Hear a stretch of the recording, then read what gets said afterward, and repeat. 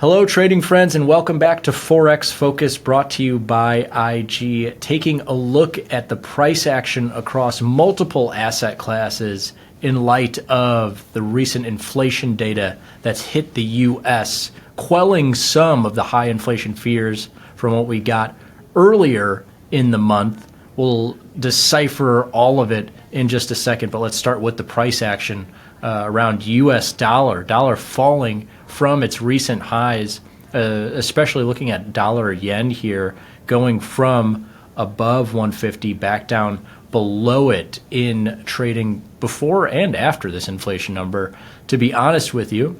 And we'll see if it continues. There's obviously a lot of room this market could cover to the downside. It was only about 100 or 200 pips away from those 20-year highs, actually 30-year highs, that we had seen in the last year of trading for dollar yen. But now dollar falling from those highs. And we'll take a look at the historical price action more in just a second. But yeah, if you've been trading this pair, obviously you know it's right there near those 30-year highs. But if the fall continues, could have more room to fall in the near future, especially if the data continues in this direction for the U.S. But before we get to that, also take a look at gold prices on the rise back above 2050. And we've seen this several times now in the last couple of months, this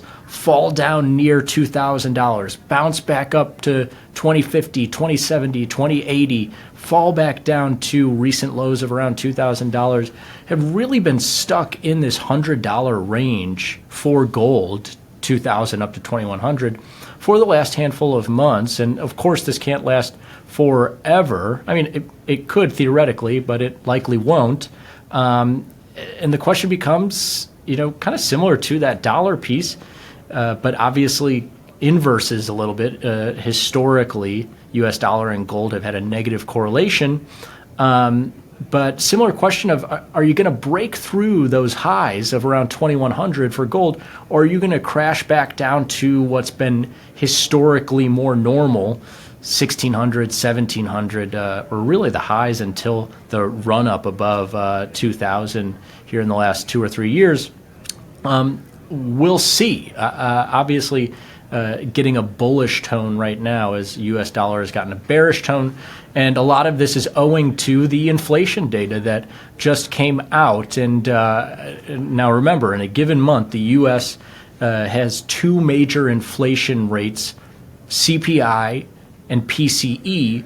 And the CPI reading that came out earlier in the month was actually higher than expected, which moved interest rate markets higher, moved U.S. dollar markets higher, and moved gold prices lower, and stocks kind of traded back and forth, not knowing what to do.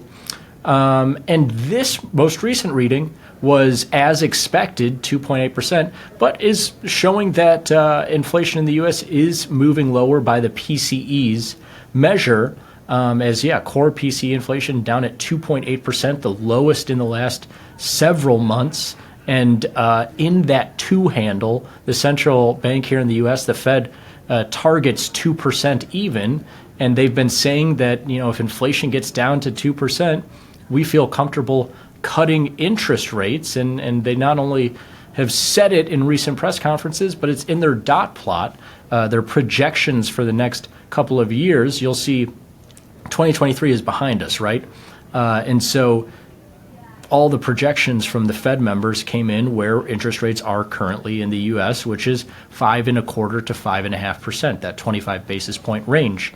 And the projections for the end of 2024, you can see, are somewhat scattered, but are focused around 50 to 100 basis points lower than the current rate. And so expecting some rate cuts, which historically might make sense. 5% plus interest rates is high for the U.S. for the last 20 years.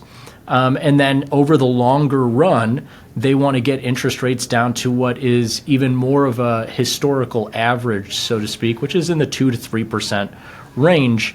But the recent CPI inflation coming in higher than expected kind of messed this plan up, at least in the short term. It's obviously only the first quarter of the calendar year here. But if inflation was going to rise again to above 3%, 4%, 5%, then maybe the Fed not likely to cut rates in that type of environment. But with this recent move in inflation, you're seeing inflation reading coming in lower in that 2 handle, like I say. Maybe they will cut rates, and that was raising gold prices, which is a non-interest bearing asset. So if interest rates go lower, theoretically maybe more demand for that gold asset, but also moving this US dollar lower in recent trade. And as you can see, though it's a pretty significant move from those highs the last 2 days, a pretty big move in dollar to the downside against this major pair here in the yen. A lot of room to run to the downside. Market started the year below 142 and was recently trading above 150. And so just to get back to scratch on the year, that's about 700 pips to the downside in this market. And then, of course, if you widen out this lens to the last decade, this market has tended to trade in the 90s, 100s, 110s type of range. Now, of course, history is history, right? It doesn't have to go in either direction. This could be the new normal. And this could be a blip onto new 30-year highs above 151, 152, what have you. Maybe if interest rates in the U.S. stay strong, or Japan could always go further negative, I suppose. So many items on the table. We'll continue to monitor inflation, employment, plenty of stuff coming up here in the U.S. But for the time being, U.S. dollar trending a little bit lower, gold trending back towards its highs, inflation hopefully moving lower to 2%. We'll see.